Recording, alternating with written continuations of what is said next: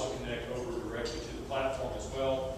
And then we've carved out one bay in that little level garage for the intercity bus operation. So the intercity buses, Greyhound and other operators, essentially would come directly off the boulevard, down this roadway, park at this location. This would be the boarding area.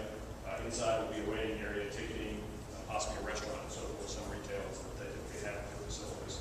And then those buses would continue out to Reno, circle the block, and go back down Oklahoma back to the boulevard. So it's only really kind of a one-block circulation they have to make. And they don't infringe into the entertainment area of Bricktown when they do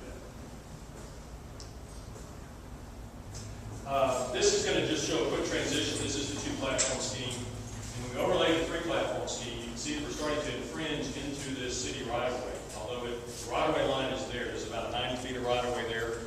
When we expand out, we need about 56 feet of that. So we still have about 40 feet left that we can work with.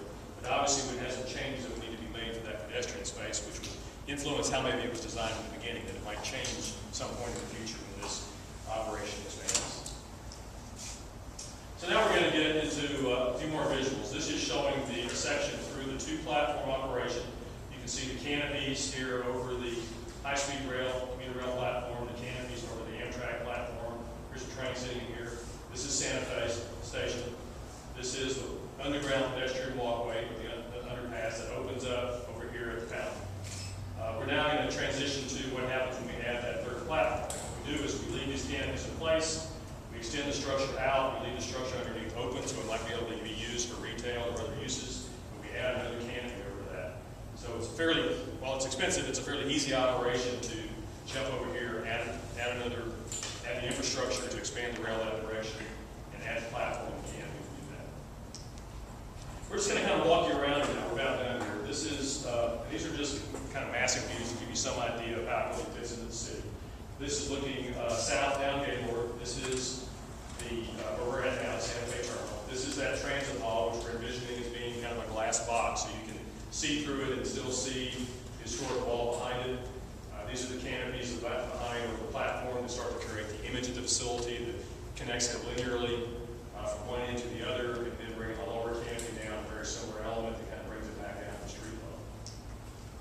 We'll kind of walk around here. This is looking at the entrance to Santa Fe. You can see the transit hall off to the side, kind of the gap in between where the bike station is, the platforms beyond. Looking at it from above, these are the freight tracks going down the middle. It's one reason we've left the canopies open. They span about a third of the way across from each side Santa Fe Station here. You can see the back, the Bricktown side entry with the bridges coming across to connect the upper level retail to the facility fountain down below.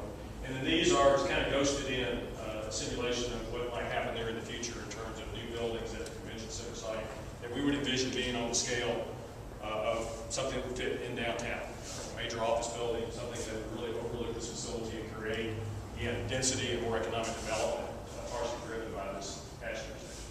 And this is all, you can also see from the street level, the plaza sloping down, a very open connection down to the mountain area.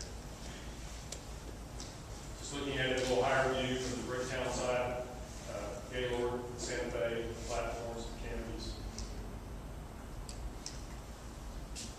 This is kind of flying over the convention center, looking the other direction. You can see the canal terminating on axis with the Santa Fe building.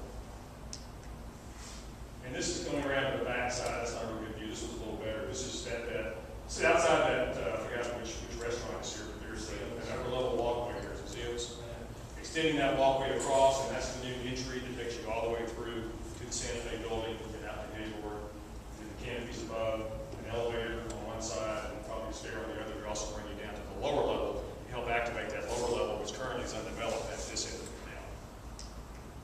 I guess you can see the depth power on that. Oh, there it is. Almost there. And we did go through and colorize a couple of these. This is, again, looking from the intersection of Sheridan and Gaylord. You can see the streetcar parked in front, the transit hall, Santa Fe building with that north side still exposed, canopies beyond, give it the civic image. And then this is going into a little higher elevation to kind of give you a little bit more of an overview. I think one thing to point out is when we start developing elements like this, we get into architecture, and we're not really trying to say this is it. In fact, it's probably not it. Whatever gets built will be very different than this. So we also start to think about what else could it be. And these are just some images that we had shown before. There There are various types and styles of canopies that can be used, various styles of architecture that might be appropriate at the time when it's built. So we're not saying anything's locked in here. It's completely open to what this is from an architectural standpoint. And also from the urban design standpoint, there's a lot of things that can be done. I mean, this is showing the San Antonio Riverwalk with very intense development down at the river level. So we want to encourage that to happen. We want walkways with shade, open lawns that can be used for activities, that can be used during events or arts festivals and things like that. That's that lawn that we had put in, that we had shown on the east side of the right of way. And then maybe enhancing the gateways, the other side of those bridges with color and more light or signage and so forth that can really create that pedestrian corridor. And then bringing in pedestrian amenities such as seating and outdoor dining, mileage control traffic and so forth. So let's call timeout here. Go back to the view, right? Call timeout again.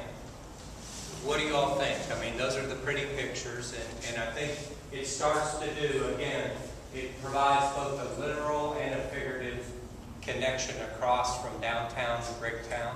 It does it both over top, but also through. I think there will be strong economic development ties through this hub and around this hub. And again, what we tried to show earlier is that the yard, the rail yard component of the hub and the street side component of the hub are sufficiently adequate both now and into the future to handle our needs. We future-proofed it to that point.